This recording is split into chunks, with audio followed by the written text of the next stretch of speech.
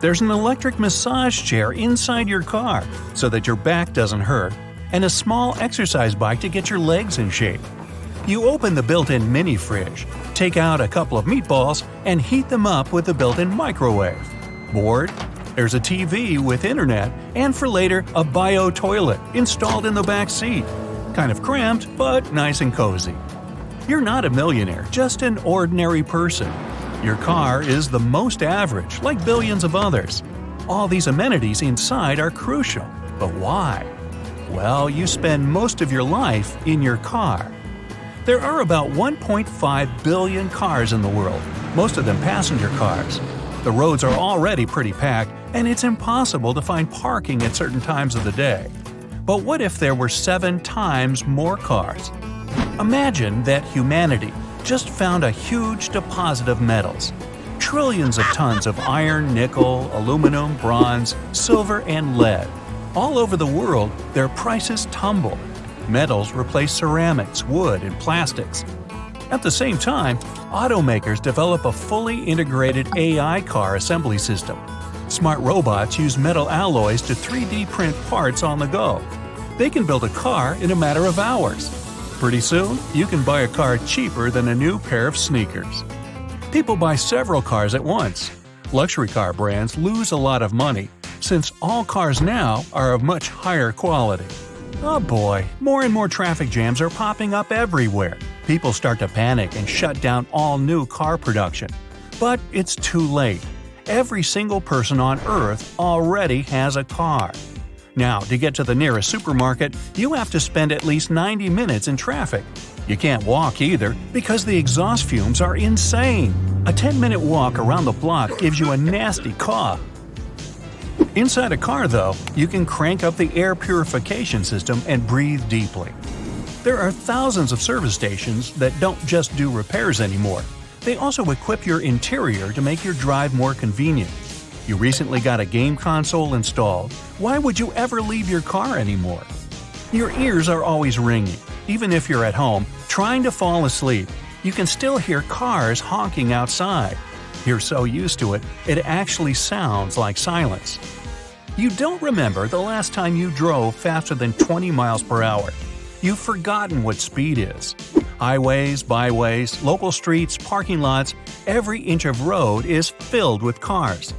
So, you're crawling to the supermarket. You look out the window and see your friend in the lane next to you.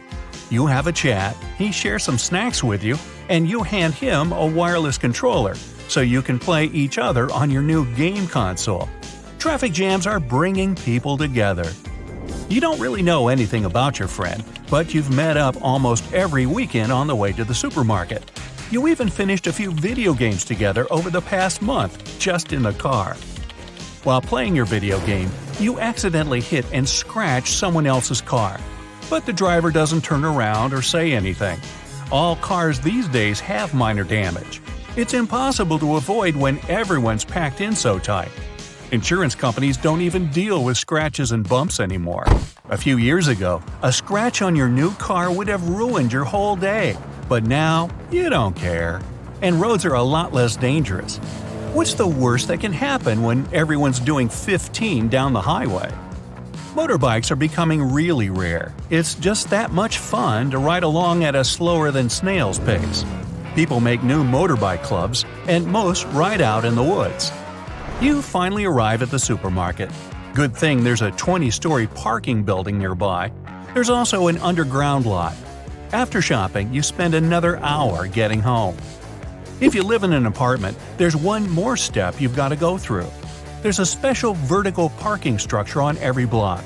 You drive in, get out, and the car gets lifted up into a sea of parked cars. But it's expensive. You're trying to save up for a trip, so you try your luck parking on the street. When you finally find a spot, you realize you're 5 miles from home. When you get out, take a look at the mountain of groceries you'll have to carry and decide to spend the night in your car. It's got everything you need, except for a hot shower. There are cars parked everywhere, all with people inside. They're spending the night, just like you. You lie back and look up through the sunroof at the dull gray sky. and realize you haven't seen the sun, crisp white clouds, or blue skies for a long time. The exhaust from all the cars forms a constant thick haze. You can't see more than a block in any direction. Some are starting to say that we should abandon our cars, melt them down, and store the scrap metal deep underground. Exhaust fumes are a real problem for people. Breathing, playing sports, playing outside, those are considered really dangerous these days. The worst part for you is that you haven't heard a single bird sing for ages, even out in the suburbs. Let's say one day your car breaks down. Something wrong with the engine. It takes you a few hours to even get to the nearest garage. Now you need to wait for your turn. Millions of car repair companies have sprung up all over the world, but it's not nearly enough to keep up with demand. The waiting list for a major car issue can be over a year. That's why you decided ages ago to buy mechanic textbooks online and watch instructional videos on YouTube for at least an hour on the weekends. Somehow, you managed to fix your busted engine. You share your success on Instagram and your friends are impressed. Maybe you could open up your own YouTube channel, helping people fix their own cars. The auto industry is developing and changing every month. The newest craze? You no longer have to go to the supermarket for food. Bus shops appear all over the city. You're waiting in traffic and see a supermarket on wheels in the left lane. You hop out of your car, get on the bus, and buy everything you need, if you can squeeze through the cars to get there and back. If you don't want to wiggle your way around all those cars, you can just jump from roof to roof. Nobody cares anymore. A few weeks later, you start seeing hospitals on wheels, libraries, cafes, even gyms. Some clever truck owners refitted their vehicles into gyms on wheels. Someone installed a projector in their convertible and now shows movies on a tarp they set up on the SUV in front of them. But your favorite of these new services? Museums on wheels. Each museum is an extra-long refitted school bus. The air problem eventually gets solved by electric vehicles. Soon, everyone switched over, and you can finally breathe fresh air. It feels like honey in your lungs. The sky is finally turning blue. To relieve the crazy traffic, cities start building underground tunnels, and soon, traffic jams are, well, they're still ridiculous. Years pass. The structure of the human skeleton changes. People have been sitting in their cars so long that their spines have become weak. People need to exercise more. Some people go to extreme lengths. They rip the engine out of their car and install a sort of pedal system. Now, to get anywhere, they need to pedal. A lot. Every year, people try to make their cars more advanced. The problems with air quality and people's health have been solved. The last big challenge? Getting rid of traffic jams permanently. Scientists and engineers create a gravity engine that you can buy if you're a millionaire. Basically, you can float your car to work. Not every driver can afford it, but almost everyone can afford to install a powerful propeller in their car. Hella car time! The roads get freer and way less congested, but there's serious new problems up there in the sky. Anyway, that's another story. We all remember seeing the Apollo lunar rover on the moon built for space missions in the 70s. Besides transporting astronauts for certain explorations, they were used for taking pictures and collecting soil samples for scientists to study. The vehicle was designed by Boeing, the company famous for building airplanes, and cost around $38 million to build. The kind of loose change you'd find today on Elon Musk's couch. In the far future, technologies will be so advanced that a regular car for the moon will behave like a regular SUV we have today. It'll have a sleek look and might be produced by some famous car manufacturers available. Back then, the lunar rover used a T-shaped throttle to move the car left, right, backward, and forward. The futuristic one can be voice-controlled and require minimal human control. And we can't leave out the Earth roof. Hey, you really don't need a moon roof on the moon. Anyway, the moon's driving conditions are not that extreme compared to Mars or other planets. It's hard to believe that the first landing craft to enter Mars was Viking 1, launched on August 20, 1975. It arrived at Mars on June 19, 1976. But decades later, Curiosity, which had 6 legs and 6 wheels attached, took the stage as the cute robot explorer. It was designed for the rough terrain, so in the distant future, a human-operated vehicle can have a similar design for people who want to cruise by the Mars sunset. For any human-designed car to work on planets other than the Earth, they have to be electric or anything else that can produce an unlimited supply of energy. Gas-powered vehicles won't work in the vacuum of space, and certainly not on any planet other than our own. It can be powered by the strong sun and convert the energy to run the vehicle. The interior has to accommodate the extreme conditions on the planet, since the atmosphere is very thin and unbreathable. It has to be very warm, since Mars can reach sub-zero temperatures. The matter of gravity isn't that extreme, but frequent dust storms are the problem. The vehicle will also have wheels attached to legs to maneuver around properly, since the terrain is difficult to get around in. Now, my 2 cents here? Well, I think an all-leather interior with 6-way seats front and back will be nice. Adding a 12-speaker sound system with Are You Serious FM radio is a must. Did I mention the earth roof? Yeah, I did. And don't forget the 60/40 fold-down rear seats, so you'll have plenty of room to haul your camping gear on your weekend escapes. Meanwhile, it's still possible to have a panoramic glass view of the interior in a project like a tour bus on Mars.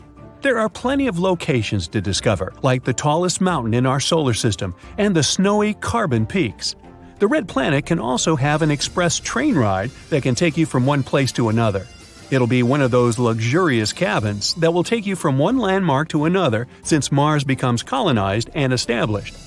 The train will also be electric-powered or powered by another power source.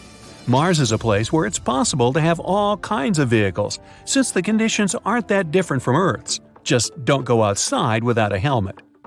If we designed a vehicle for Mercury, then get ready for bright light from the sun, in which case we would need to add industrial visors and blackout strips around the glass so that the sun won't get to us. At least we won't have to worry about the heat, since Mercury isn't the hottest planet in our solar system. Well, the temperatures can reach a soaring 800 degrees on a warm sunny day and drop down to minus 300 degrees at night. The vehicle will have to have multiple layers and coatings to withstand the conditions, and it will most likely have spider legs to move, since rubber wheels will melt instantly. And to save itself from damage, it'll need to dig underground to hide from the sun and atmosphere, just like a crab or those spiders that create hatch floors. Driving a vehicle on Pluto will be very challenging, considering that it's the furthest planet from the sun. Now, Pluto is technically not a planet anymore, but it's still a large enough mass to explore. Temperatures there can reach below 400 degrees. A mere jacket won't cut it. The vehicle will need super insulation to keep the operator warm and fuzzy. Methane ice surrounds the land and covers the mountains. Gravity is also an issue since it's very weak, which will make you float in the air. Now, designing a vehicle for Pluto will be tricky. The key for it to move and not freeze will be how the legs move. It'll also have legs like the one on Mercury, but will have a lot of heat generated to keep warm. The weight is enough to keep this vehicle in place. However, that can't be said for Neptune, the windiest planet in our solar system. It's impossible to breathe in the atmosphere, and the atmospheric pressure will crush you. Designing a vehicle is challenging, considering the many external factors, and will have to be pressurized to counter the external atmosphere. It will also need a special coating to counter the harsh temperatures. And because Neptune is extremely windy, it would need some sort of anchor to keep it in place, something like a large drill that shoots from the belly of the car and digs underground. It will also have spider legs to move around, but they'll behave in a similar motion to how a camel walks. That way, it can maintain its center of gravity. Now, Venus is the hottest planet in our solar system, with temperatures reaching 1,000 degrees. The pressure will push your vehicle like a can, so it needs proper internal pressure to balance it out. This car will require all the upgrades for countering the heat. It will need proper coating, no glass, and even a special color to reflect the heat. Nothing can actually stay on the ground for too long, so spider legs won't really work. It'll need to hover slightly above the ground and float around. Now, Saturn is the second largest planet in our solar system and has a very windy upper atmosphere and very strong gravity. The rings around it are made up of ice materials that can range from the size of a pebble to the size of a school bus. The pressure is so strong that you'd be crushed the second you reach its atmosphere. Designing a vehicle would be very challenging and weird. It'll need the best technology for withstanding the crushing pressures and harsh temperatures. The vehicle will have to be large and composed of many internal layers. Since the upper atmosphere is windy, the vehicle will have to remain on the ground for as long as possible. Scientists don't know much of what the surface looks like, so the vehicle will have to be prepared to move on solid surfaces, liquid, and anything else in between. Now, I think it's called slop. It'll need mechanical arms to maneuver through the possible rugged terrain and multiple legs like a centipede. Those arms can pick up things and move them out of the way if it faces some obstacles. The long body can also detach itself and break into smaller pods for a quick escape. From what, we don't yet know. No human can step foot outside even if they wear protective gear. Robots will have to be deployed to test how human bodies can withstand the conditions. Jupiter has harsher conditions than Saturn, with the red spot being the most dangerous area on the planet. It's an extremely large area that has hurricane-like storms that have been going on for years. The vehicle will resemble that of Saturn, but extra heavy-duty. Scientists also don't know what's happening on the surface except for the crushing atmospheric pressure. The vehicle won't be able to move on the surface if it were to pass through the red spot, so it'll have to dig underground and move underneath. For that, it'll require a huge drill and many self-automated drones and vehicles that can be deployed from the main vehicle to help with digging and surveying. Once underground, it'll have legs that will help it crawl and a giant drill nose to dig further. Many of the body parts can also break off into smaller pods to get through certain terrains, but can be easily reattached. The craziest place where we can launch a vehicle is the Sun. There's no way to imagine it except being self-automated. Any human on board won't make it halfway in the journey. The launch will have to be from Mercury in a protective facility sheltered from the harsh temperatures. The vehicle will have to be made out of the best resources to withstand the extreme heat and gases and won't last more than a couple of minutes once nearby. It'll most likely resemble a satellite and float around to take some footage for us to study.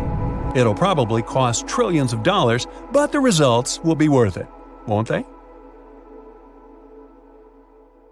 You're sitting in a car in a space shopping mall parking lot. You've just bought a gift for your sister's birthday and should have time to get it to the celebration. Today, there are a lot of people in the mall, so it's difficult to leave the parking lot. Finally, you're approaching the gate. You press the button next to the steering wheel and activate the gravity cushion. It allows the car to hover above the ground at several inches. The car wheels are sliding inside the body, and a huge turbine is coming out of the trunk. The front glass becomes a touch panel with many buttons and screens. The gate opens, the turbine releases a flame, and your car flies out of the parking lot, right into outer space. Thousands of flying cars are rushing past you on an invisible space highway.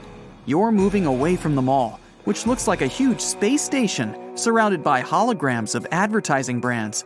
Before Earth, you need to get to Mars. There, you want to repair the car's engine. The navigator plans a route to the red planet, and you go on your way. You're far from Earth's orbit, so you can get to Mars in several hours. You activate the autopilot and decide to take a little nap. It's 2048. The world's population has exceeded 20 billion people. There's too little space on Earth. Humanity is not ready to colonize other planets yet. So scientists and engineers from all countries start building huge space stations. This unloads the planet by more than 50%. The stations look like huge rings. They imitate the Earth's atmosphere, have artificial gravity and vegetation. People move to stations, but often return to Earth. Rockets fly between the planet and orbit, but such transport is expensive and inconvenient. Automakers make efforts at creating super reactive flying cars. Some years later, people slowly colonize the Moon and Mars. Now, getting to the red planet is as easy as getting to the neighboring city. Cars fly along certain routes that are similar to airways for planes. Engineers create special digital highways that can only be seen through the windshield. Of course, you can fly through space as you like, in any direction. But if you fly to a mall or the moon, you have to stick to the established digital route. You wake up and approach Mars. People almost don't live here because of the unfavorable atmosphere and difficult weather conditions. But Mars has the biggest service center for cars and the coolest amusement theme park in the solar system. To get there, people have to stand in a space traffic jam for hours. The dashboard shows you have some problems with the turbine. You put on a spacesuit, take a laser screwdriver, and get out of the car. You're in zero gravity, flying up to the turbine and fixing the problem with the screwdriver. There are thousands of cars around you. People are yawning inside, listening to music, and watching movies. You get into the vehicle and slowly move on. The engine or turbine often fails in the middle of a space highway. When this happens, your car activates its emergency mode. The dashboard automatically sends a signal to the nearest repair team. You're just floating in space and waiting until the mechanics arrive. They tow the car to the nearest auto service. You have enough oxygen inside for a couple of days, and if you run out of it, you can ask for help on the internet. Good people flying by will stop and share their oxygen supplies with you. Finally, you get to the car service station. Mechanics install a new super jet engine for your car and repair the turbine. There's not much time left, and you promised your sister you wouldn't be late. You get into the car and leave the Martian orbit at full speed.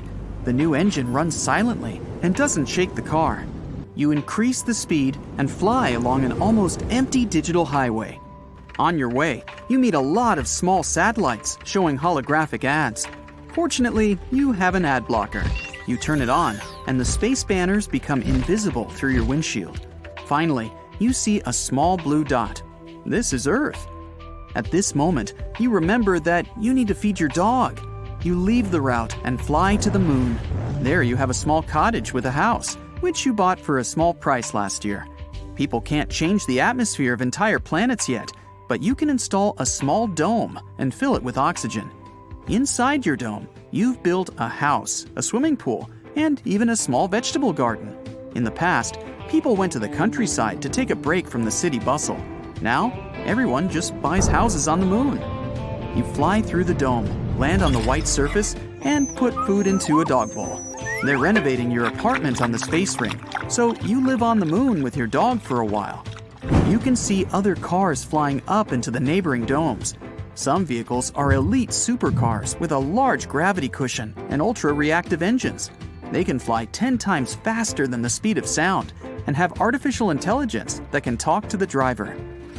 There are also old, rusty space cars.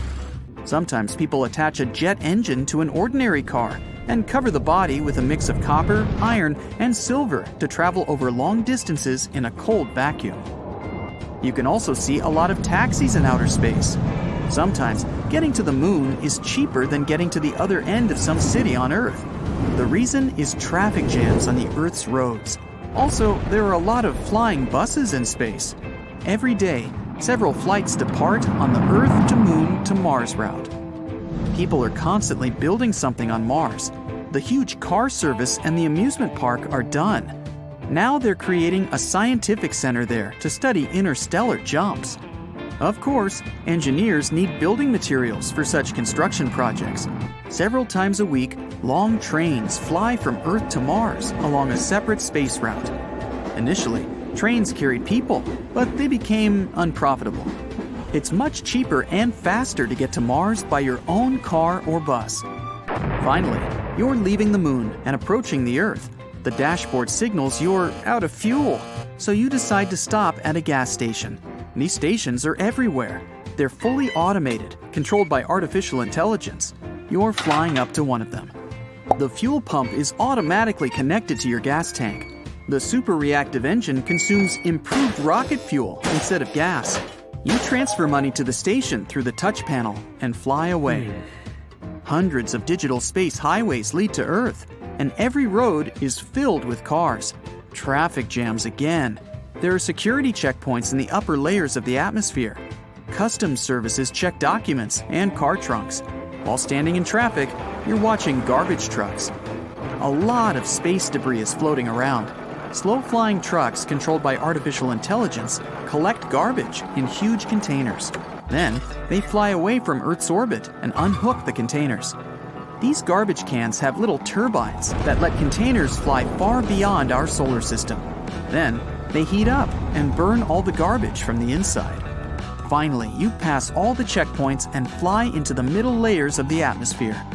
Our planet looks like a huge cyberpunk world, but only lighter and more beautiful. Huge cars disperse the clouds to improve visibility. Firefighter flying ships are coming to one of the stations where a fire started. You encounter hundreds of gas stations, air hotels, cinemas, and shopping malls in the sky before you reach the ground. You're approaching a parking building. This is an 80-story skyscraper filled with cars. People leave their vehicles and use elevators to go down. Fortunately, there's a place near your sister's house where you can park your car. You land, put your hand on the passenger seat to take the gift, and oh no! It looks like you left it on the moon.